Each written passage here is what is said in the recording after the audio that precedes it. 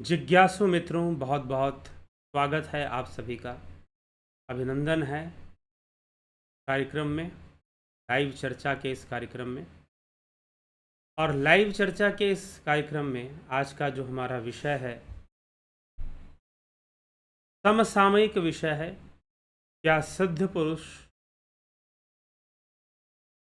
मछली खाते हैं? क्या सिद्ध पुरुष मांस खाते हैं?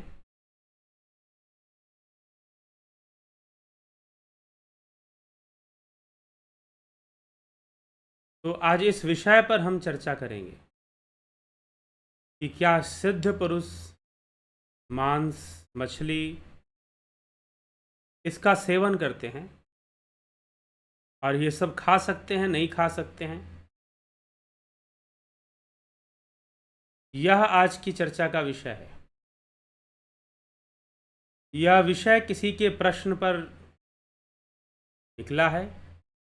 यह विषय किसी ने कोई वीडियो शेयर किया जिसके अंदर ये बताया गया कि कोई संस्था के कोई प्रचारक हैं, कोई साधु प्रचारक हैं संस्था के, कोई सन्यासी प्रचारक। उन्होंने किसी सिद्ध पुरुष के विषय में, संभवतः स्वामी विवेकानंद के विषय में कहा कि क्या कोई सिद्ध पुरुष, कोई दिव्य पुरुष मछली खा सकता है, मांस खा सकता है, और अगर खाया तो फिर दिव्य पुरुष कैसे हो गया? तो फिर यह प्रश्न उठ जाता है कि वह दिव्य पुरुष कैसे हो गया जब वो खाया तो अब यहाँ पर कई प्रश्न उठ जाएंगे कि सिद्धि क्या है। कल भी हमने सिद्धि पर चर्चा की।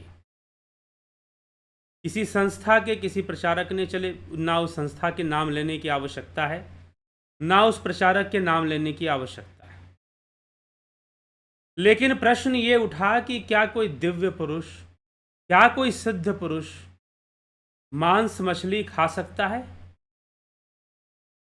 अब यहाँ पर हम चर्चा में, अब कल ही हमने सिद्धि पे चर्चा की कि सिद्धि क्या विषय है। सिद्धि अभ्यास की परिपक्वता से ही सिद्धि आती है।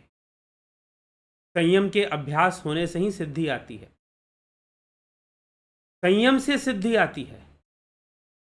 तो अब कोई ध्यान योगी है, ध्यान का अभ्यास निरंतर कर रहा है और आगे बढ़ने के लिए जो भी ज़रूरत है वो ध्यान के अभ्यास के लिए कर रहा है, तो उसका अभ्यास, उसकी प्रैक्टिस जब मैच्योर हो जाएगी तो सिद्धि आ जाएगी। जैसे कि कोई संगीतकार है, वो संगीत सीखता है, हारमोनियम, तानपुरा सीखता है, बजाता है। प्रारंभ में संभव नहीं होता बजा पाना, लेकिन प्रैक्टिस करते करते 1 साल 2 साल तक वो बजा लेता है, अभ्यास हो जाता है, उसकी उंगलियां अपने आप चलनी शुरू हो जाती हैं, उसकी उंगलियां कीबोर्ड पर तैरनी शुरू हो जाती हैं, हारमोनियम के कीबोर्ड पर या फिर इलेक्ट्रॉनिक कीबोर्ड पर, जो म्यूज़िकल कीबोर्ड होता है उस पर तैरनी शुरू हो जाती है। बड़े आराम से, जैसा सुर लगाना हो बड़े आराम से वो लगा सकता है, हाथ उसका अपने आप चलता है, भागता है, दौड़ता है, और बहुत सुंदर म्यूज़िक वह सुनाता है, बहुत सुंदर संगीत हमको सुना सकता है। अब ये चीज़ कैसे आ गई? ये भी तो एक सिद्धि है अपने आप में, अभ्यास की परिपक्वता से, ड्यू टू प्रैक्टिस। इसलिए महर्षि पतंजलि ने भी अभ्यास पर बहुत जोर दिया है, भगवान श्री कृष्ण ने अभ्यास पर बहुत जोर दिया है। तो महर्षि पतंजलि अभ्यास पर, क्योंकि अभ्यास वैराग्याभ्याम तन्निरोध, वैसा कहते हैं। तो अगर कोई प्रैक्टिस करेगा, मुख्य क्या है? अभ्यास करना। इंपॉर्टेंट क्या है? अभ्यास करना। अगर अभ्यास नहीं हो रहा है सही से, तो सिद्धि की कोई गुंजाइश नहीं है, आपको सिद्धि प्राप्त नहीं हो सकती। आप अपनी एकाग्रता को असामान्य नहीं बना सकते, एक्स्ट्रा ऑर्डिनरी लेवल पर आप अपनी कंसंट्रेशन को नहीं ले जा सकते अगर आप प्रैक्टिस नहीं कर रहे तो सिद्धि प्राप्ति के लिए अभ्यास, वैराग्य जरूरी है, संयम जरूरी है। धारणा, ध्यान, समाधि, इन तीनों को एक साथ संयम कहते हैं। किसी तत्व का ध्यान करते हुए उसकी सारी शक्तियां प्राप्त की जा सकती हैं, उसका सारा ज्ञान प्राप्त किया जा सकता है। पशु पक्षियों की भाषा भी समझी जा सकती है। सूर्य का संयम करके तीनों लोकों का ज्ञान प्राप्त किया जा सकता है। महर्षि पतंजलि ये सब बातें कहते हैं। लेकिन संयम क्या है? संयम कोई चमत्कार नहीं है, संयम एक विज्ञान है। संयम एक विज्ञान है, एक पद्धति है। आपको उस विज्ञान को समझना है, उस कॉन्सेप्ट को क्लियर करना है और प्रैक्टिस करना है, अभ्यास करना है, तो सिद्धि आएगी, निश्चय रूप से आएगी, इसमें कोई संशय नहीं है। लेकिन अब प्रश्न यहां पर हमारा यह बन रहा है कि सिद्धि तो चलिए अभ्यास आप करेंगे, संयम करेंगे, साधना का अभ्यास करेंगे तो सिद्धि भी आएगी आपको। लेकिन यह मत सोचिएगा कोई देवी की तरह सिद्धि आपके अंदर आके समा जाएगी, या कोई देवता प्रकट होंगे और आशीर्वाद देंगे, जा मैं तुझे ये सिद्धि देता हूं। नहीं, ऐसी सिद्धियों की चर्चा महर्षि पतंजलि ने नहीं की है। योग सूत्र में जिन सिद्धियों की चर्चा है, अष्ट सिद्धियों की चर्चा, लेकिन सबके सब इस बात का परिणाम है, संयम का परिणाम है। संयम से सिद्धि होती है, संयम से सिद्धि होती है। इसी विज्ञान को योग सूत्र में समझाया गया है। और जो सिद्धि को प्राप्त करेगा वही तो सिद्ध पुरुष है। जो सिद्धि को प्राप्त कर लेगा वही तो सिद्ध पुरुष है। फिर तो अब हमारा प्रश्न है कि भाई, अब एक यहां पर समस्या क्या है? समस्या यह है कि क्या सिद्ध पुरुष मछली खाएगा कि नहीं खाएगा? अब देखिए, सिद्ध पुरुष का मछली खाने और ना खाने से क्या संबंध बनता है? जरा सोचिए, विचार कीजिए, क्या कोई संबंध बनता है? सत्य पूछिए तो खाने और ना खाने से सिद्ध पुरुष का तो कोई संबंध नहीं है। क्या खाएगा और क्या नहीं खाएगा, मछली खाएगा कि दाल खाएगा कि चावल खाएगा, आपने अपनी निजी परिभाषाएं बना के रखी हुई हैं। आपने अपनी निजी परिभाषाएं बना के रखी हुई हैं, और इसीलिए आपको सनातन धर्म कभी समझ में नहीं आएगा, और जो समझ में आ रहा है वो बिल्कुल गलत है। रॉन्ग कॉन्सेप्ट्स लोगों ने पकड़ के रखे हुए हैं। सत्य पूछिए ना, लोगों को ना संत नहीं चाहिए, लोगों को ना ज्ञान नहीं चाहिए, लोगों को कोई सिद्ध पुरुष चाहिए भी नहीं। हाँ, कुछ चमत्कार चाहिए, अब कोई भी करके दिखा दे चमत्कार। दूसरा, उन्हें कोई ऐसा व्यक्ति चाहिए जो कि नंग धड़ंग रहे, कुछ भी ना खाए पिए, एक थप्पड़ गाल पे मार दो तो दूसरा आगे कर दे, तो वो सबसे बड़ा सिद्ध पुरुष है। इसका मतलब परशुराम जी सिद्ध पुरुष नहीं थे। अगर परशुराम जी से ऐसा व्यवहार कर दोगे तो फरसा उनका निकल जाएगा। दुर्वासा ऋषि से अगर कर दोगे ऐसा व्यवहार तो बचोगे नहीं, तुरंत श्राप मिलेगा। विश्वामित्र जी से कर दोगे तो फिर तो पूछो ही मत, तो आपके लिए एक नया नरक भी बना सकते हैं वो, चल बेटा तू नरक में। सृष्टि कर दी थी तो उन्होंने अपने योग बल से सृष्टि कर दी, एक नया नया स्वर्ग ही बना दिया, तो नया नरक भी बना देंगे किसी के लिए। सिद्ध पुरुष है भाई। लेकिन हमें वैसा सिद्ध पुरुष नहीं चाहिए, हमको परशुराम जैसा सिद्ध पुरुष नहीं चाहिए, हमको दुर्वासा जैसा नहीं चाहिए, हमको महर्षि विश्वामित्र जैसा नहीं चाहिए, हमको महर्षि भगवान कृष्ण जैसा। वो तो भगवान कृष्ण चलो पुराणों में है, भागवत पुराण में, आज कोई आदमी आ जाए भगवान कृष्ण की तरह, आप उसे भगवान नहीं मानोगे, आप उसे भगवान मान ही नहीं पाओगे कभी भी। अगर वाकई में कोई अवतारी पुरुष ऐसे आ जाएं और जैसा कृष्ण का जीवन था वैसा जीवन जीने लगे, आप तो समझ ही नहीं पाओगे, क्योंकि आपने बहुत सारी परिभाषाएं बदल ली हैं, बहुत सारे कॉन्सेप्ट चेंज कर लिए हैं। जिनके नख अरु जटा विशाला, सोई तापस प्रसिद्ध कलिकाला, तुलसीदास जी लिखते हैं कि जो जटाएं बढ़ा लेगा, जो वेश धारण कर लेगा, तरह तरह के आडंबर धारण कर लेगा, वही प्रसिद्ध होगा। सोई तापस प्रसिद्ध कलिकाला, कलयुग में वही प्रसिद्ध होते हैं लोग। गोस्वामी तुलसीदास जी लिख रहे हैं इस तथ्य को कि लोगों की दृष्टि कहाँ पर रहेगी, कैसे साधु ढूंढेंगे। वो समझाया है। राम कथा करने वाले भी वो बातें नहीं सुना पाते जो गोस्वामी तुलसीदास जी ने लिखी है। राम कथा वाचने वाले भी वो बातें नहीं सुना पाते रामचरितमानस से निकालकर।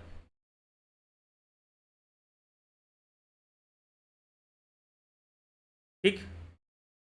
मार्ग सोई जाके जो भावा, पंडित सोई जो गाल बजावा, मिथ्यारंभ दम्भ रति जोई, ताकेहु संत कहे सब कोई।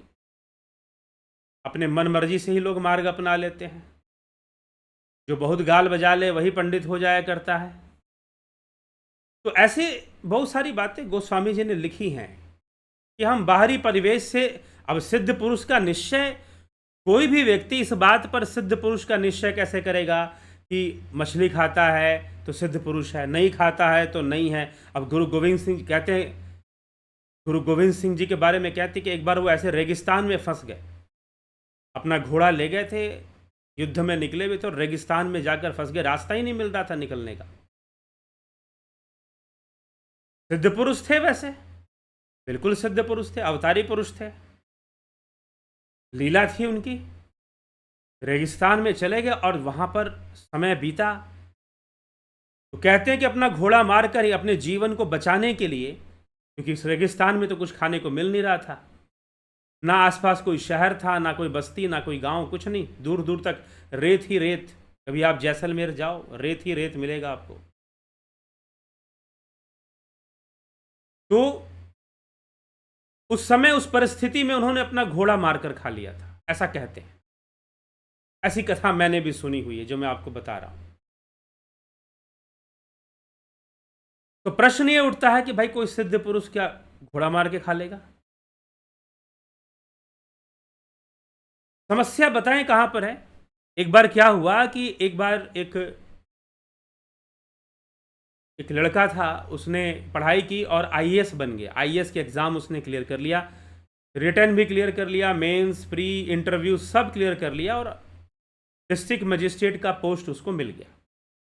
थोड़े दिन उसकी ट्रेनिंग चली और उसके बाद उसे ट्रांसफ़र दे दिया गया, डिस्ट्रिक्ट मजिस्ट्रेट का पोस्ट उसको मिल गया। अब उस क्या हुआ कि उसके गांव का एक लड़का,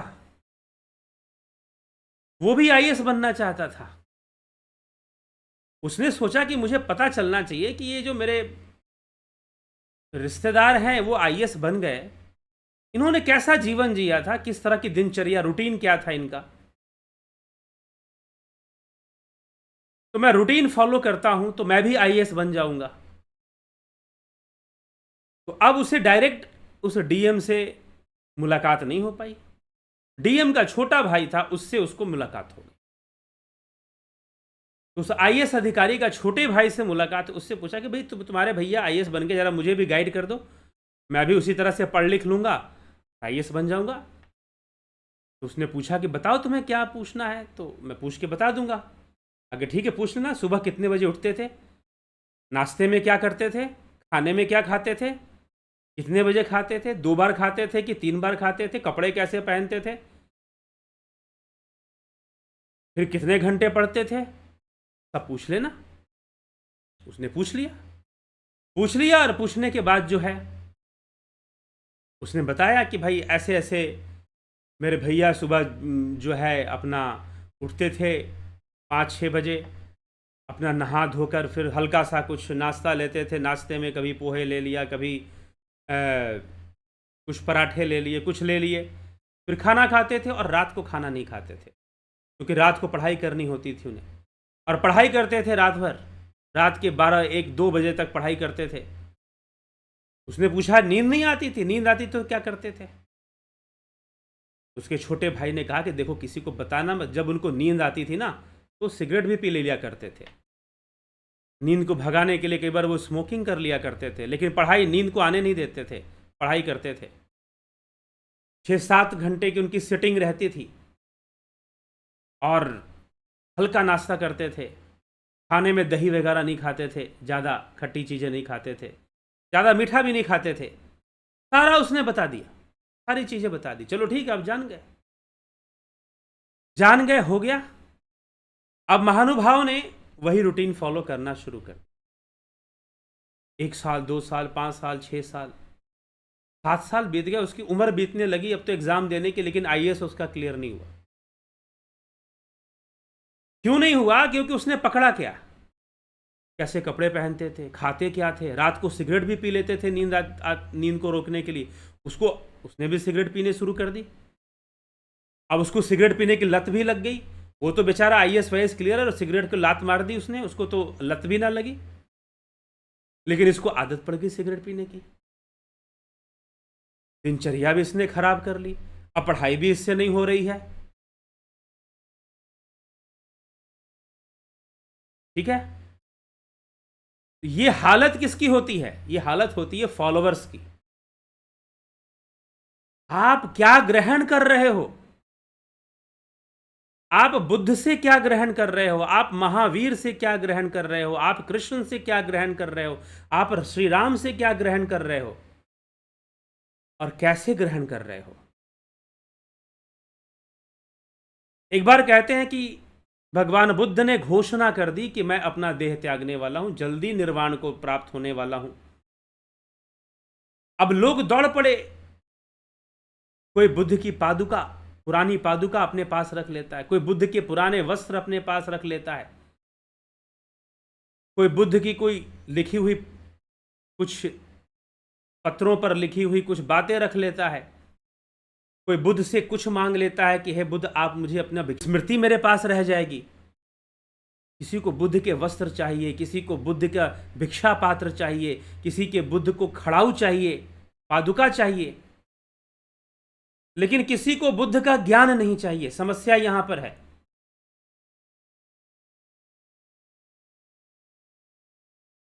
समस्या यहां पर है कि आप बाहरी चीजों को अपनाना चाहते हो। भगवान महावीर नग्न रहते थे तो हमें भी नग्न रहना चाहिए। सफेद वस्त्र पहनते थे तो हमें सफेद वस्त्र पहन लेना चाहिए। ऐसा रहते थे तो ऐसा कर लेना चाहिए, वैसा रहते थे तो वैसा कर लेना चाहिए। अरे जो सबसे इंपॉर्टेंट चीज थी वो था ध्यान, योग। उनका योग क्या था, उनका ध्यान कैसे करते थे? तो बाहरी आवरण को पकड़ लेना, यहां पर समस्या है। और उससे निश्चय करोगे बाहरी आवरण से, अच्छा भाई महात्मा है, फिर तो उसको नंग धड़ंग होना चाहिए। अच्छा आध्यात्मिक बातें करता है तो फिर तो उसको एकदम वैसा रहना चाहिए। आप सारा डिसाइड कर लेते हो कैसा रहना चाहिए, कैसा नहीं रहना चाहिए, क्योंकि आपकी नजरें वहां तक जा ही नहीं पाती हैं। आप सिर्फ बाहरी आवरण को ही पकड़ पाते हो, दूसरा कुछ पकड़ ही नहीं पाते हो। तो एक तो बहुत भारी समस्या है कि आप, कोई महात्मा कैसे है, आपको बिल्कुल कम खाता हुआ दिखाई दे, कम बोलता हुआ दिखाई दे, एकदम गंभीर मुद्रा में बैठा रहे, या जैसे भी आप उसको महात्मा मान लेंगे कि भाई ये आदमी तो ऐसा ही महात्मा है क्योंकि वो ऐसी मुद्रा में बैठा हुआ है। और यही जो आपके अंदर जो यही गुण है ना, ये जो आपके अंदर जो मान्यता है, जो आपकी धारणा है, यही पाखंड को जन्म देती है, यही ढोंगियों को जन्म देती है, यही रावण बनाती है। रावण भी गया बड़ा शांत मुद्रा लेकर, दाढ़ी बाल बढ़ाकर, भिक्षाम देही भिक्षाम देही, सीता जी से मांगने लगा। सीता जी ने देखा भाई बड़ा गंभीर, धीर गंभीर कोई साधु आए हैं, बड़े महात्मा हैं, बहुत बड़े महात्मा दिख रहे हैं, बन गए महात्मा। तो आपको महात्मा होने का सारा प्रमाण बाहरी चाहिए। आपको कबीर नहीं समझ में आता कि मोल करो तलवार की, पड़ी रहन दो म्यान। आपको यह बात नहीं समझ में आती। तभी आपको दिखाई देता है कि भाई वो उन्होंने मछली खाई थी, तो फिर दिव्य पुरुष कैसे हो गए, सिद्ध पुरुष कैसे हो गए? अरे भाई समर्थ को ना दोष गुसाई, जो सिद्ध है, जो सामर्थ्यवान है, भला उसको कौन सा दोष लगने वाला है, वो कुछ भी खा जाए। उसकी दिव्यता का मतलब यही है कि उसको कोई डिस्टर्ब नहीं कर सकता। सांसारिक चीजें दिव्यता को डिस्टर्ब नहीं कर सकती, सिद्धि को डिस्टर्ब नहीं कर सकती। और रही बात भोजन की, तो भोजन का तो सीधा संबंध ही नहीं है, इनडायरेक्ट वे में संबंध है।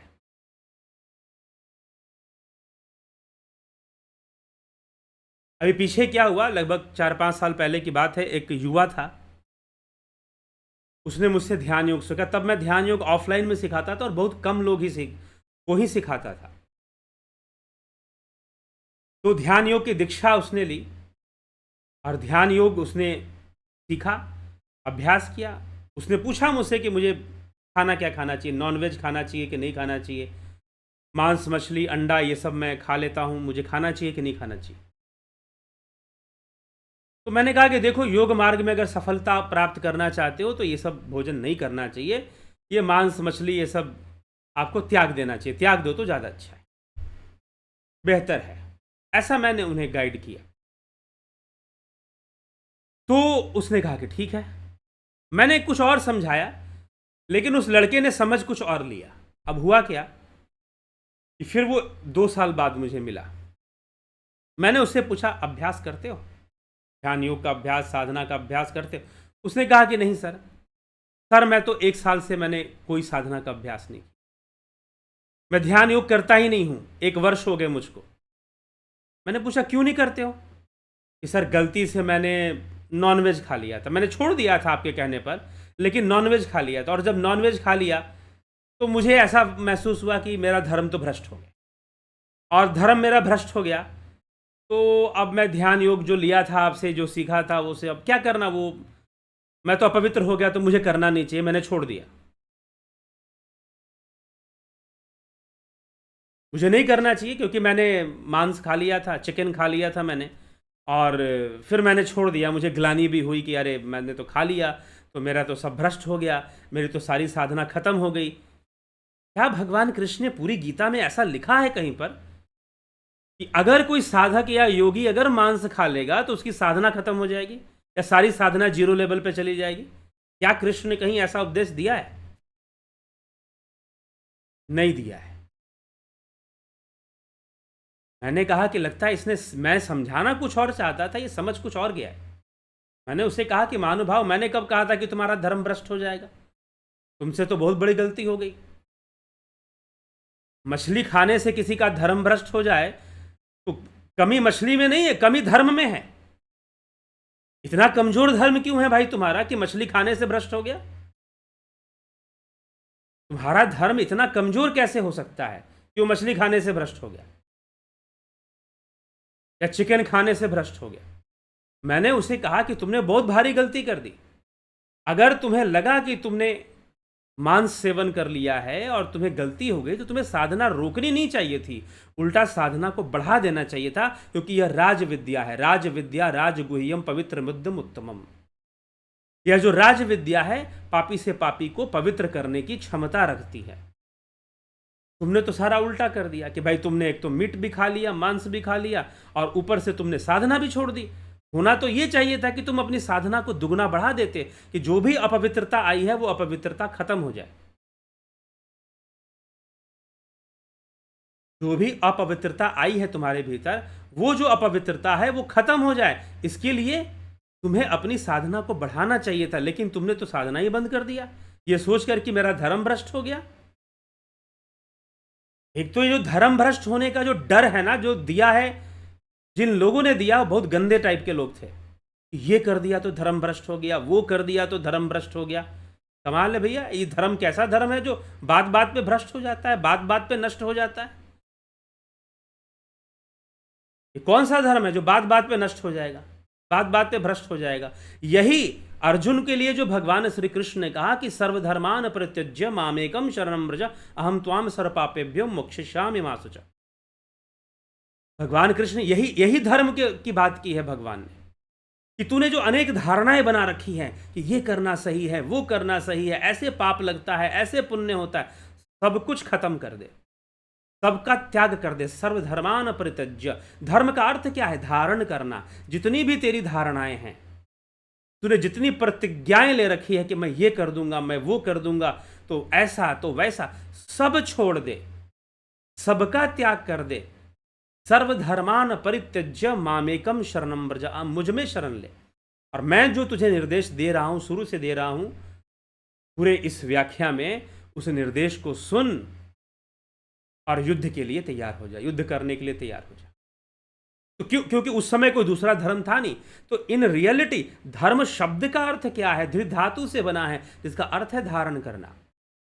तो अर्जुन ने अनेकों धारणाओं को पाल के रखा हुआ है कि ऐसा सही है, वैसा सही है, ये करना सही है, वो करना सही है। मैंने ये प्रतिज्ञा ले रखी है कि कोई बोलेगा कि गांडीव छोड़ दो तो मैं उसकी हत्या ही कर दूंगा। एक बार युधिष्ठिर ने बोल दिया कि तू अपना गांडीव छोड़ दे। अर्जुन को क्रोध आ गया कि मैं तेरी हत्या कर दूंगा। अपने बड़े भाई को ही मारने निकल गया था। महाभारत में कर्ण पर्व में एक कथा आती है। तो इस प्रकार से समस्याएं हैं। भोजन का सीधा संबंध है ही नहीं। भोजन किस लिए करना है? जैसा अन्न वैसा मन। दूषित अन्न तो मन के अंदर भी विकार आ सकता है। लेकिन यह नियम और सिद्धांत किसके लिए है? साधक के लिए जरूर है, सिद्ध के लिए तो नहीं है। कम से कम ध्यान, फिर पूछा किसी ने मुझसे कि भाई मीट मछली खाने से क्या ध्यान में व्यवधान आएगा? मैंने कहा कि हाँ, प्रारंभिक ध्यान में जरूर व्यवधान आता है, थोड़ा व्यवधान आता है। अगर आप इसको कम खाएं, अगर ज़्यादा खाते हैं तो कम कर दें, इसको छोड़ सकते हैं, छोड़ दें। अगर कोई मेडिकल इमरजेंसी हो, कोई ऐसा विटामिन जैसे कि विटामिन B12, विटामिन डी के लिए बोलते हैं ओनली अवेलेबल इन नॉनवेज, अगर डॉक्टर्स आपको कहते हैं कि भाई आपकी सिचुएशन क्रिटिकल है और ऐसी सिचुएशन में आपको मांस खाना चाहिए, तो फिर दैट इज डिफरेंट थिंग। वो आप उस उद्देश्य से खाते हैं तो वो एक अलग बात हो जाती है। फिर तो वो मेडिसिन के लिए हो जाती है। और बहुत सारी दवाइयाँ बनती है जिसमें कि आपको नॉनवेज यूज होता है, प्रयोग होता है। ठीक, बहुत सारी ऐसे मेडिसिन बनती हैं। कई सारे बीमारियों को दूर करने के लिए जो है आपको अलग अलग कीड़े मकोड़े, उनके ब्लड को यूज़ किया जाता है। जहर को भी यूज़ किया जाता है कई बीमारियों को दूर करने के लिए। सांप का जहर हो गया, दूसरे रेप्टाइल्स हैं उनके जहर को भी यूज़ किया जाता है कई बीमारियों को दूर करने के लिए। तो ये निर्भर करता है, इसको लेकर कई तरह की बातें हैं। तो आप एक बात अच्छे से समझ लीजिए कि आपके खाने पीने का सीधा संबंध तो आपकी सिद्धि और ध्यान से नहीं है। हाँ, भोजन होना चाहिए, आपको खाना छोड़ना नहीं है। योग मार्ग में हमेशा योगियों ने लिखा है भोजन का त्याग नहीं करना है। हाँ, ये नहीं कि बहुत अधिक भोजन कर लेना है, स्वादु बन जाना, वैसा भी नहीं। लेकिन आप योग मार्ग पर आप बढ़ते रहें, अभ्यास करते रहें, इतना तो भोजन आपको करना ही करना है। हाँ, उसमें सात्विकता हो तो बहुत अच्छी बात है। लेकिन अगर आपने पकड़ लिया कि सात्विक भोजन करना ही सब कुछ है, तो यहां गड़बड़ हो जाएगा। वही बात हो जाएगी जो मैंने कहा कि उस लड़के ने पकड़ा कि भाई सिगरेट पीता है, ये खाना खाता है, ऐसे कपड़े पहनता है, सब फॉलो किया, लेकिन पढ़ाई जो करनी थी उसको फॉलो नहीं कर पाया, उसको फॉलो नहीं कर पाया, मेंटेन करता। क्योंकि हर व्यक्ति के साथ अलग अलग पद्धति काम करती है। हर बॉडी, हर का मन अलग है, हर का शरीर अलग है। मन की प्रकृति और शरीर की प्रकृति भी अलग अलग है। किसी पे कोई चीज सूट करेगी, किसी पे कोई चीज नहीं सूट करेगी। लेकिन उस मूर्ख ने ये फॉलो किया कि वो IAS अधिकारी जो बन गया, उसने कपड़े कैसे पहने, खाना क्या खाया, रात को सिगरेट पिया और बहुत सारी चीजों को उसने फॉलो किया। लेकिन जो पढ़ाई को फॉलो करना था वो नहीं हो पाया। बस यही गलती होती है लोगों से, यहां पर भी, धर्म के रास्ते पर भी। जो असली चीज जो हमें फॉलो करना चाहिए था उसको हम फॉलो नहीं करते हैं, बाहरी आवरण को फॉलो करते हैं कि उन्होंने कपड़े कैसे पहने थे और क्या क्या बातें बताई थी। लेकिन जो प्रैक्टिस है ध्यान योग का, ध्यान का प्रैक्टिस, प्रेक्षा ध्यान, विपश्यना ध्यान, जैन धर्म में प्रेक्षा ध्यान होता है, विपश्यना होता है, साक्षी ध्यान, तुरिया अवस्था, साक्षी अवस्था है। तो जो प्रैक्टिस जो होना चाहिए था उस पर आपका फोकस नहीं, आपका फोकस बाहरी आवरण पे, किसने क्या खाया, किसने कैसे कपड़े पहने, तो आपने एक आइडियोलॉजी बना ली कि भाई सिद्ध पुरुष है तो मछली कैसे खा सकता है। तो आपने बस ये पकड़ा, आपने बाकी, अगर आप ये बात सही मान गए कि स्वामी विवेकानंद जी ने मछली खाई थी, तो आपने बाकी चीजें सही नहीं मानी क्या कि 3-3 दिन तक वो भूखे रहे थे। एक बार उन्होंने 3 दिन से भोजन नहीं किया था और उत्तर प्रदेश के हाथरस स्टेशन पर लेटे हुए थे, सोए हुए थे। उस समय स्टेशन मास्टर को भगवान राम दर्शन देते हैं धनुष बाण लेकर कि स्टेशन पे जाओ, मेरा भक्त सो रहा है, उसे भोजन करवा के आओ। और स्टेशन मास्टर सपरिवार नहीं रहते थे उस समय। पहली बार उन्होंने कहा कि सपना सपना है, सपने आते रहते हैं। दूसरी बार भी नेग्लेक्ट कर दिया। फिर तीसरी बार भगवान ने धनुष बाण लेकर उसे स्वप्न में कहा कि मेरा भक्त 3 दिन से कुछ नहीं खाया है, उसकी मृत्यु हो सकती है, तुम भोजन करवा के आओ। खुद दाल चावल बनाते हैं और जाकर खिलाने जाते, घर बुलाते हैं, घर में ठहराते हैं। तुम्हें वो सारी तपस्या नहीं दिखाई दी, तुम्हें वो संघर्ष नहीं दिखाई दिया, वो 10 वर्षों का संघर्ष, वो सब कुछ नजर नहीं आया। तुम्हें बस इतना नजर आया कि मछली खा ली थी उन्होंने।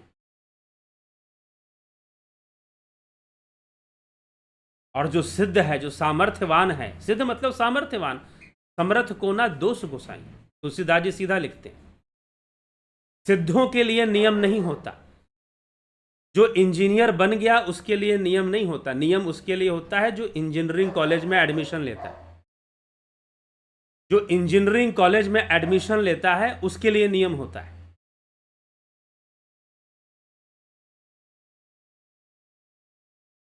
तो इसलिए हमें इन विचारों से मुक्त होना पड़ेगा अगर हम योग मार्ग पर सफलता प्राप्त करना चाहते हैं। निश्चय ही आप सात्विक भोजन रखिए, लेकिन ऐसा कभी मत सोच लीजिए कि अगर किसी ने खा लिया कुछ तो उसका धर्म भ्रष्ट हो जाएगा। धर्म कभी भ्रष्ट नहीं होता। सनातन धर्म तो वैसे ही कभी भ्रष्ट नहीं होने वाला। आत्मा सर्वदा पवित्र है और पवित्र ही रहेगी, उससे क्या फर्क पड़ता है। तो हमें ये सब बातें थोड़ा सा विवेक से विचार करना चाहिए। कोई भी कंक्लूजन ड्रॉ करने के पहले, कोई भी आइडियोलॉजी ड्रॉ करने के पहले कि ऐसा ही है।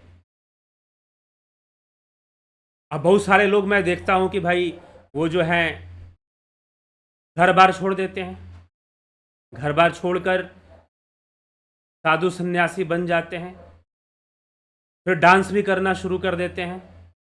तो ये क्या भगवान कृष्ण ने गीता में लिखा है कहीं पर ऐसा करने के लिए? भगवान तो कह रहे हैं कि अनाश्रितो कर्म फलम कार्यम कर्म करोति अस सन्यासी च योगी।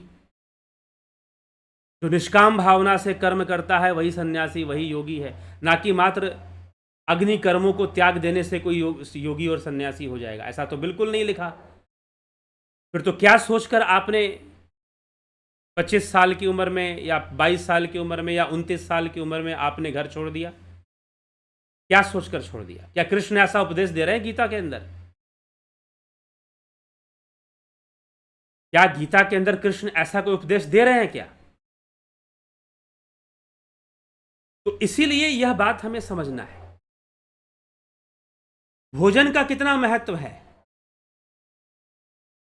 हठ प्रदीपिका में कहा है कि योग साधना में अगर योगी मिताहार करता है, मिताहार मतलब कि मधुर सुस्निग्ध भोजन करता है, सात्विक भोजन ग्रहण करता है, तो उसे सिद्धि जल्दी प्राप्त होगी। वो अपने कार्य में, योग मार्ग में जल्दी सफल हो सकता है। तो प्रश्न पूछा गया, क्या कोई अगर तामसी भोजन कर ले? तो उत्तर मिला कि अगर तामसी भोजन का ज्यादा अभ्यास, पुनरावृत्ति अगर अधिक हो जाती है, कभी खा लिया बात अलग है, अगर अधिक हो जाती है तामसी भोजन का, तो फिर उसकी जो गति है वो धीमी हो जाएगी योग मार्ग पर। ऐसा नहीं कि वो योग नहीं कर सकता, गति धीमी हो जाएगी उसकी, स्लो मोशन में आ जाएगा, फिर ये नुकसान होगा। तो क्या योग कोई भी कर सकता है? प्रश्न है कि कोई जो मांसाहार ग्रहण कर रहा है, मछली खाता है, वो योग नहीं कर सकता क्या? बिल्कुल कर सकता है। क्यों नहीं कर सकता? कभी समुद्र के किनारे जाइए, उड़ीसा जाइए, आंध्र प्रदेश जाइए, लाखों की संख्या में मछुआरे हैं और उनकी डेली की खेती मछली है। उनकी डेली की खेती क्या है? मछली, समुद्र से मछली इकट्ठा करके लाना, बेचना और खाना। जैसे किसान गेहूं उपजाता है, चावल अब उनके पास वो स्थान नहीं है, उनका दिनचर्या, कहीं विदेश जाने की जरूरत नहीं है, भारत भूमि में ऐसे परिस्थितियां हैं। एक ऐसा ही फिशरमैन, मछुआरे ने मुझसे ध्यान योग सीखा। अभ्यास करो, प्रैक्टिस करो। उसने मुझसे प्रश्न किया, मैं तो मछली खाता हूं, मेरे पास कोई विकल्प भी नहीं दूसरा, तो क्या होगा? अब उसने कहा, हालांकि उड़ीसा से था, तो उसने कहा कि हमारे यहाँ तो उड़ीसा, बंगाल, आसाम, नेपाल और भी कई राज्यों में, मिथिला क्षेत्र में भी ऐसे बताया जाता है, वहाँ जो ब्राह्मण जाति के लोग हैं या ब्राह्मण वर्ण के जो लोग हैं, वह सब मछली खाते हैं। तो अब यहां पर यह प्रश्न बनता है कि जो मछली अब वही काम कर रहा है, क्या वो योग नहीं करेगा? इसलिए ध्यान, कई लोग मुझसे ही पूछते हैं कि ध्यान योग करेंगे, तो हम तो खाते हैं। अगर खाते हो तो आप ध्यान योग सीखो, करो, कोई दिक्कत नहीं है। लेकिन इतना जरूर जान लो, ध्यान योग में जल्दी सफलता चाहिए। जल्दी, ये नहीं कि आपको सफलता मिलेगी नहीं, जल्दी सफलता चाहिए, तेजी से आगे बढ़ना है, तो तामसी भोजन को हमें नहीं खाना चाहिए, ज्यादा अच्छा है। लेकिन जो सिद्ध पुरुष है वो खा सकता है, परिस्थितियों पर निर्भर करता है कि कहां खाता है, कैसे खाता है, डिपेंड करता है सिचुएशंस के ऊपर। हाँ, एक और कॉन्सेप्ट अब आता है यहां पर, जीव हत्या का।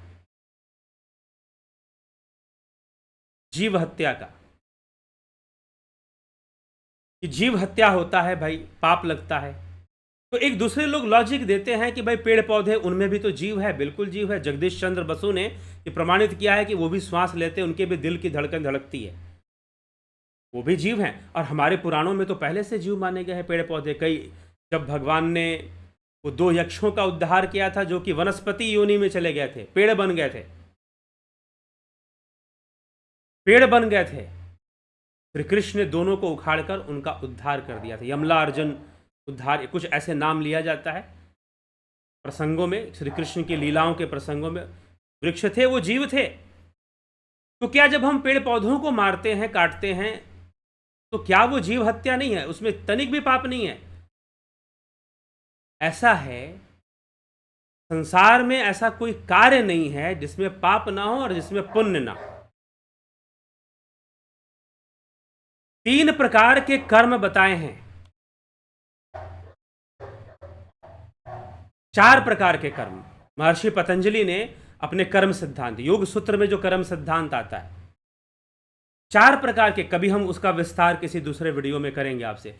4 प्रकार के कर्म बताए हैं, एक पुण्य, एक पाप, एक मिश्रित और एक निष्कर्म, मतलब कि कर्मों से परे। तो ये जो चौथे वाली जो अवस्था है, वो मात्र योगियों को प्राप्त होती है, उन्हें कर्म का दोष नहीं लगता।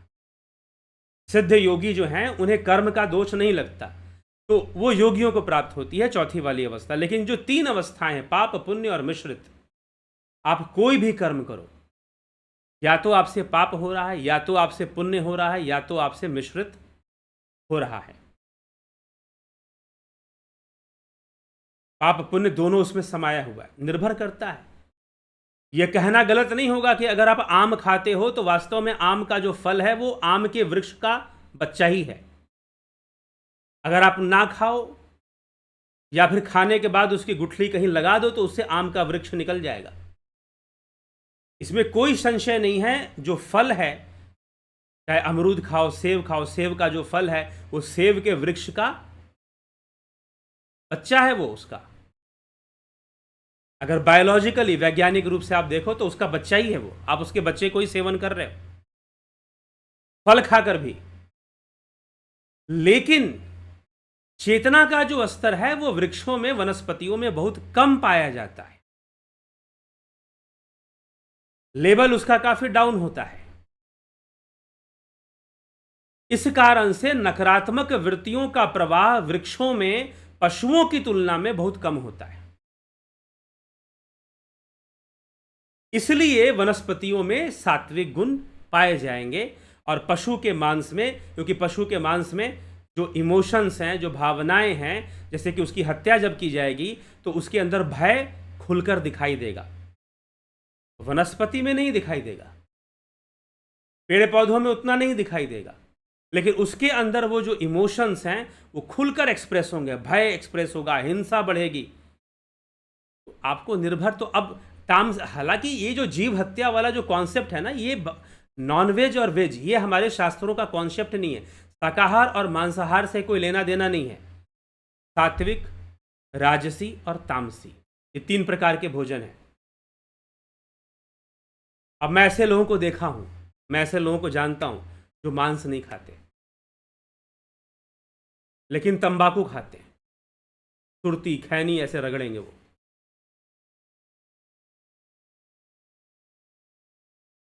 एक पंडित जी भी ऐसे मिले, पूजा वूजा सब करवाते हैं, मीट मछली बिल्कुल नहीं खाते, लेकिन तंबाकू चलता है। क्यों चलता है? शाकाहार है। शराब भी शाकाहार है। अभी कोई वेगन मूवमेंट चल रहा है आजकल, कुछ वाइन चलता है उसमें। वाइन चलेगा, क्यों चलेगा? वाइन तो एनिमल प्रोडक्ट नहीं है ना।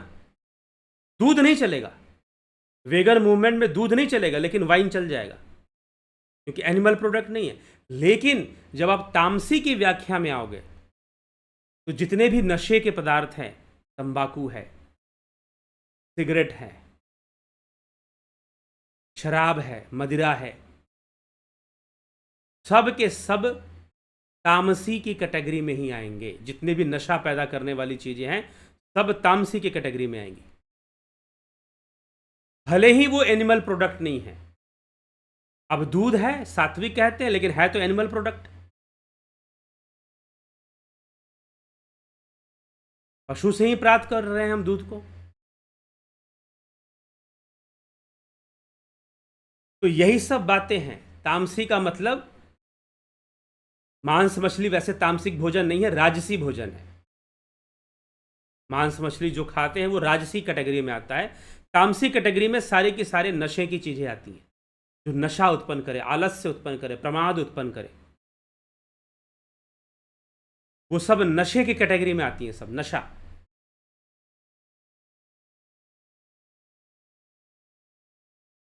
इसीलिए बहुत अच्छी बात है, व्यक्ति को शाकाहारी रहना चाहिए, लेकिन शाकाहारी के नाम पर यह नहीं कि मांस तो छोड़ दिए लेकिन शराब पी रहे हैं, ऐसा नहीं होना चाहिए। तो शाकाहारी होना चाहिए, बहुत अच्छी बात है। सात्विक भोजन रखना चाहिए, योग मार्ग में सफलता मिलती है, सहयोग मिलता है, इसमें कोई संशय नहीं है। लेकिन किसी विषम परिस्थिति में अगर आपको मांस सेवन करना पड़ा, मछली खा लेना पड़ा, तो उससे आपका धर्म भ्रष्ट हो जाएगा, ऐसी धारणा बना के नहीं रखना चाहिए। ऐसा कोई धर्म भ्रष्ट नहीं होता, ऐसे कोई धर्म भ्रष्ट नहीं होता। तो जो भय पैदा करने का जो काम है ना, जो गुरुडम में होता है, गुरुडम में भय पैदा करने का काम होता है। अच्छा ऐसा कर दोगे, ये नाराज हो जाएंगे, श्राप मिल जाएगा, पाप लग जाएगा, ये हो जाएगा, वो हो जाएगा, ना जाने कितने भय पैदा कर देते हैं। एक और चीज है इसमें, कुछ हमारे देश में ना कुछ गुरुओं ने अपने शिष्यों के बीच में जानते क्या मान्यता दे रखी है? उन्होंने मान्यता दे रखी है कि भाई शादी कर ली उसने, अब तो उसकी सारी साधना जीरो हो गई क्योंकि उसने शादी कर ली, बेकार है, व्यर्थ है, शादी कर ली, अब क्या योग, क्या अब तो खत्म योग। नहीं, जिन याज्ञवल्क्य के ऋषि हुए, भगवान कृष्ण हुए, और राजा दशरथ हुए, और ना जाने भर्तृहरि हुए, और पता नहीं कितने योगी राजा महाराजा हुए, भगवान कृष्ण ने तो शादियां की ही, तो योग तो संभव ही नहीं है ना। ये एक संस्था में, मैं ऐसे संस्था को मैं जानने के बारे में लेगा, वहां पर इस तरह का प्रचार है। और ये जितनी भी संस्थाएं हैं अपना फॉलोअर बनाने बढ़ाने के चक्कर में एक दूसरे को नीचा दिखा देते हैं, एक दूसरे को नीचा दिखा, अपने हमारे फॉलोअर बढ़ने चाहिए, फॉलोअर, लोगों का रुझान उनकी तरफ, उनकी बुराई कर दो, अरे ये मांस खाता था, अरे ये तो ऐसा था। एक दूसरे को नीचा दिखाना, ये भारत के धर्म गुरुओं में ये बहुत बड़ी समस्या है। ओपन नहीं बोलते, अपने शिष्यों को के सामने बोलते, ओपनली नहीं, कहीं कभी ओपन भी आ जाता है। ये ओपन किसी ने कुछ बोला है तभी मैं आज ही इस विषय पर चर्चा कर रहा हूं। किसी संस्था के किसी सन्यासी प्रचारक ने स्वामी विवेकानंद के विरुद्ध में या कुछ ऐसे उसने बोला,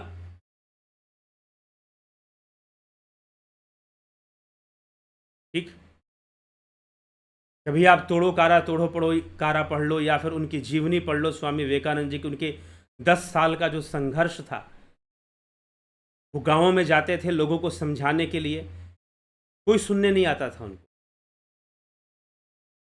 लेकिन उन्होंने कभी अपना धैर्य नहीं खोया। कहीं भोजन मिल गया, कभी भोजन नहीं मिला। एक बार राजस्थान गए तो डाकुओं ने उनको किडनैप कर लिया। ये था कि खेतड़ी के महाराज के जो सैनिक थे उन डाकुओं को उन्होंने पकड़ लिया, और जब डाकुओं को पकड़ा तो स्वामी विवेकानंद को भी पकड़ लिया। आप उस तपस्या और संघर्ष को जब सुनेंगे आपके रोंगटे खड़े हो जाएंगे। और किसी महानुभाव को बस इतना दिखाई दे रहा है कि स्वामी विवेकानंद ने तो मछली खा ली थी। आपका उद्देश्य गलत चीज को निकालना है, क्योंकि कई बार ऐसी धार्मिक, अब किसी का मैं स्पेशल नाम भी नहीं लेना चाहता हूं, लेकिन ऐसी संस्थाएं हैं हमारे देश में, ऐसे धर्मगुरु हैं जो वास्तव में वो चाहते हैं कि भाई हम इसका निंदा कर देंगे, इसके बारे में गलत बोल देंगे तो लोग उधर नहीं जाएंगे, लोग इधर नहीं जाएंगे, सब हमारे ही पीछे आएंगे। तो उनका काम है बस इसी तरह की निंदा करना, और इसी से वो शायद वो अपने आप को महान नहीं बनाते, बल्कि वो सोचते हैं किसी को नीचा दिखा देंगे तो हम महान बन जाएंगे। तो ऐसे मूर्ख लोग और ऐसी संस्थाएं, अंग्रेजी बोलने से कोई चीज़ साइंटिफिक नहीं हो जाती, ये ध्यान रखिएगा। आप इंग्लिश में कुछ बोल देंगे तो वो बात साइंटिफिक नहीं हो जाएगी या बोध ज्ञान की नहीं हो जाएगी। लेकिन भारत के लोगों की मानसिक गुलामी है कि कई बार वो सोचते हैं कि भाई अंग्रेजी बोल रहा है मतलब बहुत बड़ा ज्ञानी पढ़ा लिखा होगा। हो सकता है कि अंग्रेजी में बहुत बड़ी बकवास सुना रहा हो आपको, और आप समझ रहे हो कि भाई अंग्रेजी बोल रहा है तो बड़ी विद्वता वाली बात कर रहा होगा, बहुत इंपॉर्टेंट बात कर रहा होगा। हो सकता है कि पूरी बकवास बात सुना रहा हो आपको। तो इस देश में मानसिक गुलामी का दौर अभी पूरी तरह से खत्म नहीं हुआ है। इस देश में मानसिक गुलामी का दौर अभी पूरी तरह से खत्म नहीं हुआ है, तो यह भी एक समस्या है। तो इसलिए हमें थोड़ा विचार करना है। भोजन का महत्व होता है, लेकिन ऐसा भी नहीं होता कि किसी ने मछली खा ली तो उसका धर्म भ्रष्ट हो गया। और रही बात कोई सिद्ध पुरुष है, स्वामी विवेकानंद सिद्ध पुरुष थे, कभी उन्होंने बहुत कुछ बताया दिया, चमत्कारी ढंग से कई घटनाएं घटी, विश्व मंच पर सनातन धर्म का परिचय दिया, जमशेदजी टाटा को स्थान बताया कि कहाँ आपको अपनी फैक्ट्री लगानी है। आज टाटा ग्रुप कितना अधिक विकसित हो चुका है कि इंडिया में टेस्ला को भी टक्कर देने के लिए खड़ा है। कहते हैं कि टेस्ला भी स्वामी विवेकानंद से मिला था, टेस्ला भी स्वामी विवेकानंद से मिला था। टाटा भी, जमशेदजी टाटा भी स्वामी विवेकानंद से पूछे कि मुझे बताइए मैं कहाँ अपने देश के लिए, कहाँ पर मैं भारत भूमि पर फैक्ट्री लगाऊं। तो स्वामी विवेकानंद ने एक फैक्ट्री बनवाई और एक ISC Bengaluru, Indian institute of sciences Bengaluru, इसकी स्थापना स्वामी विवेकानंद ने करवाई।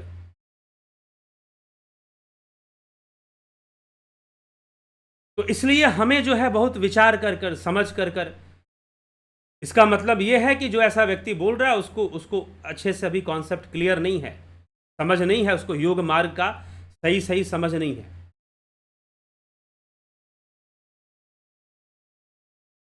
तो हमें यह विचार करके समझना है। और इस तरह की कोई, यही समस्या होती है जहां आप आइडियोलॉजी ड्रॉ कर देते हो कि ऐसा है,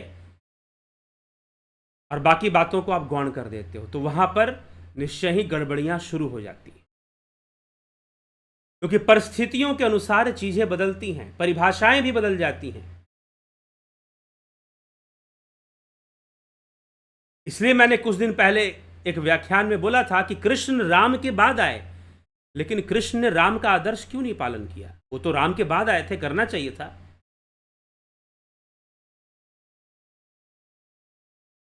लेकिन नहीं करते हुए दिखाई दे रहे हैं।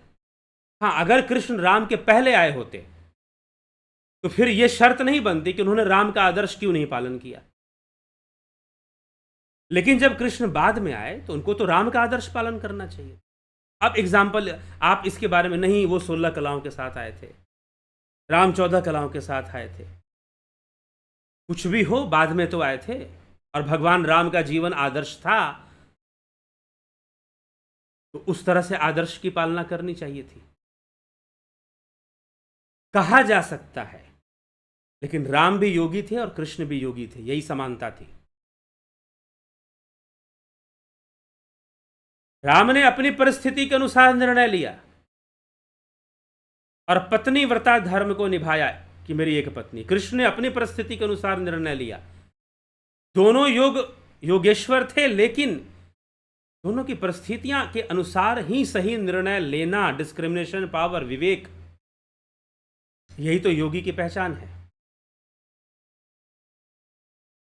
लेकिन हमारी जब दृष्टि छोटी होती है तो हम छोटा ही देखते हैं। जब हमारी दृष्टि छोटी होती है तो हम छोटी चीजों को पकड़ते हैं, छोटी बातों को देखते हैं और उन छोटी बातों में हमें उलझाया जाता है। कुछ लोग हमारे ऐसे मिल जाते हैं जो हमें छोटी छोटी बातों में उलझा के रखते हैं। खास करके आजकल बहुत सारे जो आश्रम धर्म गुरु बने हैं उनमें ज़्यादा ऐसा होता है कि छोटे छोटे टॉपिक देकर आपको बांधने की कोशिश की जाती है कि भाई तुम इसमें उलझे रहो और आदर्श के प्रदर्शन में लगे रहो, आदर्श के प्रदर्शन में लगे रहो और प्रदर्शन हमेशा करते रहो कि भाई मैं तो ये हूं, मैं तो ऐसा हूं, मैं तो वैसा हूं। पता चलेगा ऐसा वैसा होने का अहंकार ही आपको योग मार्ग पर बढ़ने नहीं देगा।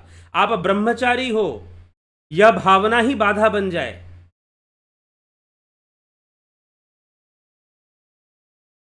शरीर तो छूटेगा ना, चाहे ब्रह्मचर्य का पालन किया चाहे न किया, दोनों अवस्थाओं में जाएगा।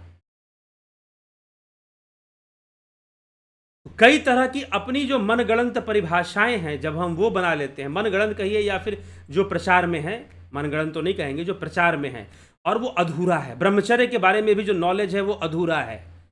ब्रह्मचर्य के बारे में बस इतना ही पता है कि भाई हमारा वीर्य नष्ट नहीं होना चाहिए, इसके अलावा और कुछ पता ही नहीं कि ब्रह्मचर्य क्या है।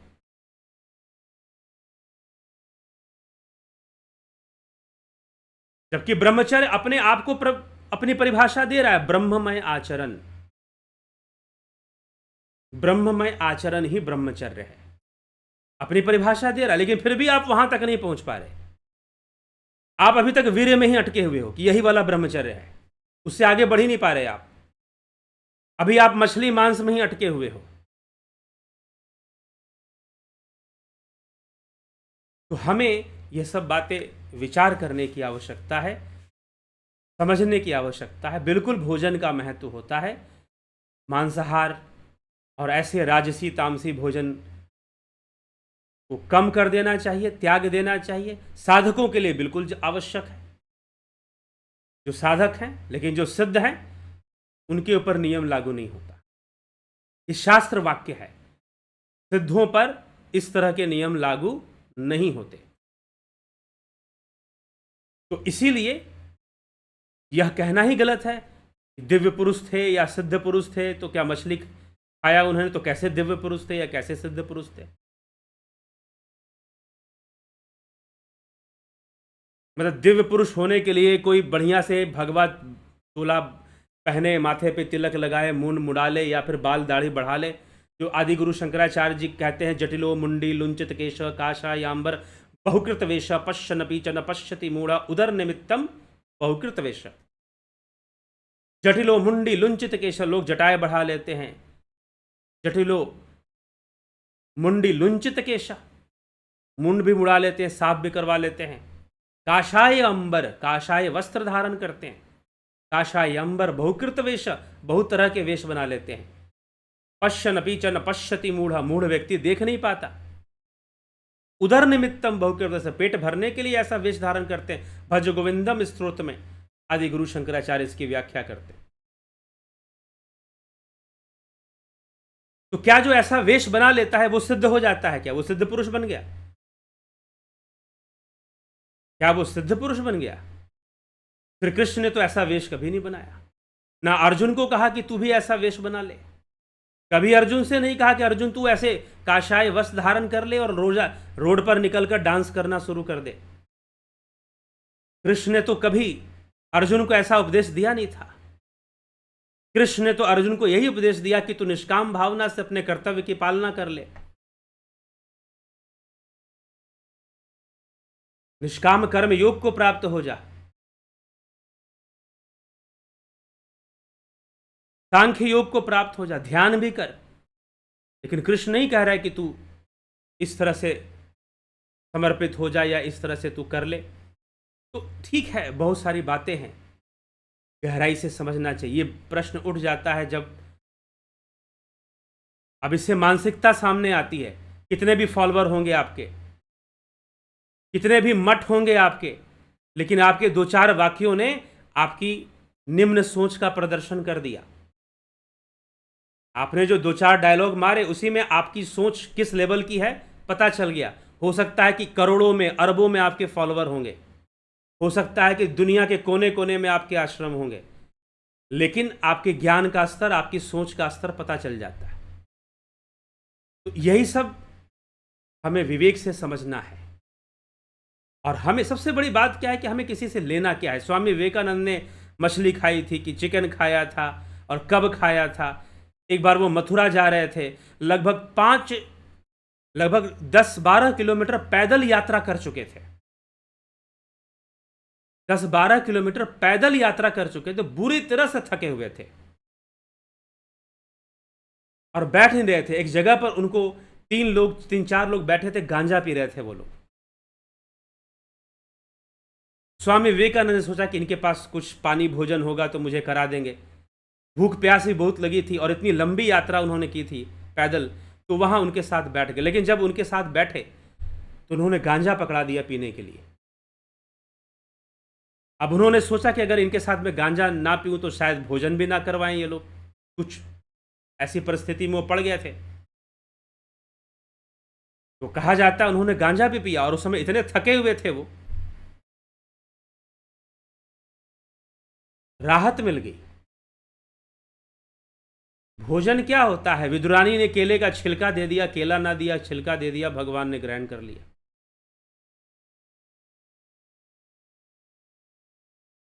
व्यक्ति किस भाव में है, किस नीयत से है, ये ज्यादा महत्वपूर्ण है। ये महत्वपूर्ण नहीं है कि गांजा पी लिया, कि मछली खा लिया। हाँ, अगर नशा करना उद्देश्य है तो फिर गलत हम कह सकते हैं। अगर मीट मछली का स्वाद लेना उद्देश्य है तो फिर हम गलत कह सकते हैं। लेकिन एक योगी अगर मात्र अपने जीविकोपार्जन के लिए, शरीर को बनाए रखने के लिए, अपनी साधना के लिए कुछ भी सेवन कर ले, वह अपवित्र नहीं होता। वह अपवित्र नहीं होता कभी भी, और उसकी पवित्रता कभी खंडित नहीं हो सकती है। यही योग मार्ग का रहस्य है। योग एक अंडरस्टैंडिंग है, एक समझ है। जीवन में वो अंडरस्टैंडिंग डेवलप होना चाहिए, वो समझ विकसित होना चाहिए, वो समझ विकसित होना चाहिए। तब जाकर हम सही से योगी बन पाएंगे। नहीं तो बाहरी प्रपंचों में ही पड़े रहेंगे, बाहरी चीज़ों को ही मेंटेन करते रहेंगे, उसी में हम पड़े रहेंगे। यह हमें बहुत ही ध्यान देकर समझने का विषय है। तो बहुत लंबा विषय है। चलिए कुछ टिप्पणियाँ आपकी देख लेते हैं। और ध्यान योग का अभ्यास, ध्यान योग का कोर्स शुरू होगा। कब से शुरू होगा? 30 जुलाई से शुरू होगा। ज्वाइन करना है आप व्हाट्सएप मैसेज कीजिए।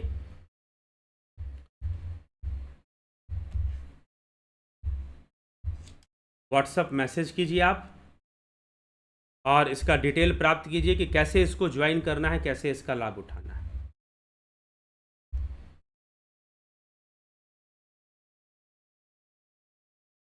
इस नंबर पर फ़ोन करके इसी तरह से आप यदि प्राकृतिक चिकित्सा का कोर्स करना चाहते हैं या आप फिलोसफी का कोर्स करना चाहते हैं तो ये सारे कोर्स भी साथ में ज्वाइन कर सकते हैं इन सभी कोर्सेज को। ठीक है, तो चलिए आपके कमेंट्स देख लेते हैं। कमलेश खैरनर जी, हीरालाल यादव, संतोष कुमार, रतन सिंह जी, अबनी प्रधान जी, तीरथ दास साहू, कमलेश खैरनर, गोविंद प्रसाद नीमा, अमन कक्कर, विनोद के सूद, स्मिता सावंत, रूपलाल विश्वकर्मा, राजू पाल, संतोष Gupta, Ramvilas ji, Isha, luxury life style, खिम सुनार, गोविंद प्रसाद कोरी, शंकर प्रसाद, उषा श्रीवास्तव जी, शिखर शर्मा, घनश्याम सरोदे, नरेंद्र माकुड़े, स्वामी भक्त देव शुभयोगी, नरसाराम जी, राम प्रकाश विधाते, सतीश मास्टर, अर्जन भाई, बाबू देवकर, नूतन भट्ट, श्वेता राय सिन्हा जी, संतोष कुमार जी, ओमराज हेम्ब्रॉम जी। जी हाँ, भगवान कृष्ण को दुर्योधन शिशुपाल कहाँ पहचान पाए? आज भी लोग नहीं पहचान पाते। आज कौन सा पहचानते हैं? ओमराज हेम्ब्रॉम, पलकधारी जी,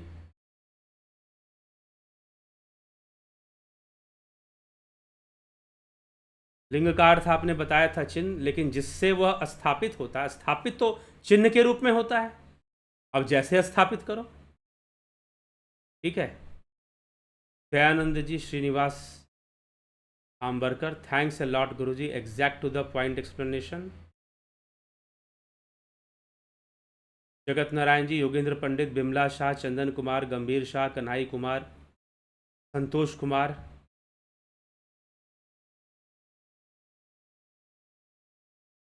गुरुजी, लोगों को अनेक संस्थाओं से अनेक प्रकार की बातों से भ्रमित हो जाते हैं, सही निर्णय नहीं ले पाते। जी हाँ,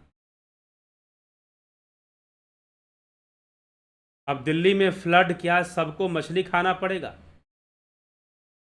दिल्ली में फ्लड से मछली खाने का क्या मतलब है? दिल्ली में, पूरी दिल्ली में फ्लड थोड़ी ना आ गया है। दिल्ली के कुछ क्षेत्रों में फ्लड आया हुआ है और वो मीडिया वाले दिखाएंगे ऐसे कि जैसे पूरी दिल्ली डूब गई हो। ठीक है, कुछ क्षेत्र ऐसे हैं निचले हिस्से, इसमें पानी भरता है, दिल्ली में हर साल भरता है। कभी ज़्यादा हो गया तो ज़्यादा भर जाता है। ये दिक्कत होती है लोगों को, कुछ क्षेत्र के लोगों को, लेकिन पूरी दिल्ली डूब गई है ऐसा तो नहीं है कुछ।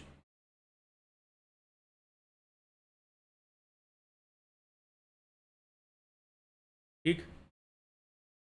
देवा रूपी देवादासी, you people poisoned all Bharat with fraud सिद्धांत, शास्त्र का प्रमाण दो। शास्त्र का प्रमाण ही तो दिया जा रहा है। गुरुजी, आप इंस्टाग्राम अकाउंट बनाइए। क्यों बनाए इंस्टाग्राम? शायद बना हुआ है लेकिन उस पर ज़्यादा कोई पोस्ट वोस्ट नहीं डालते हैं।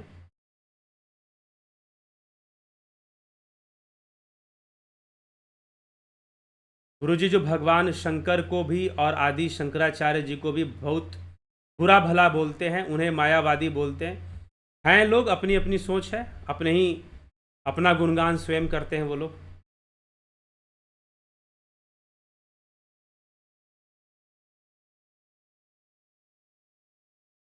जैसा अंतर कर्म होगा वैसा ही आदमी का व्यक्तित्व होगा। जी हाँ,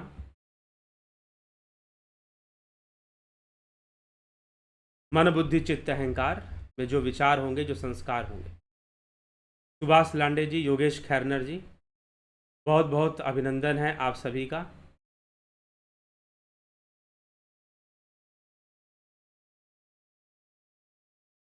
ठीक। फ्लड कोई समंदर थोड़ी ना है।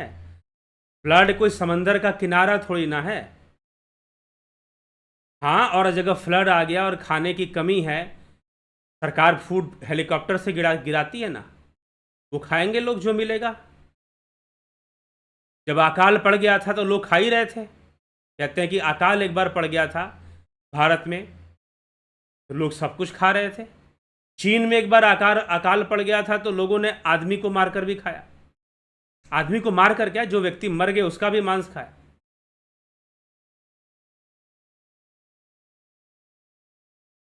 ठीक है, तो अपनी मर्जी से अर्थ मत निकालना शुरू कर दीजिए। बाढ़ अलग चीज है और समंदर के मछुआरे अलग चीज है। चलिए, तो इसी तरह से विवेक से विचार करना है, विवेक जरूरी है। नहीं तो जबरदस्ती के सिद्धांत अपनाकर आप अपना ही नुकसान कर लेंगे, जबरदस्ती का नुकसान कर लेंगे। इसलिए विवेकपूर्ण ढंग से विचार करते हुए योग मार्ग पर आगे बढ़ना चाहिए और निश्चय ही सात्विक भोजन रखना चाहिए अगर हम योग मार्ग पर तीव्रता से बढ़ना चाहते हैं। चलिए, इसी के साथ विचारों को विराम देंगे। बहुत बहुत आभार आप सभी का। कल फिर मिलते हैं नए विषय नए चर्चा के साथ 9 PM लाइव चर्चा में। ओम तत्सत।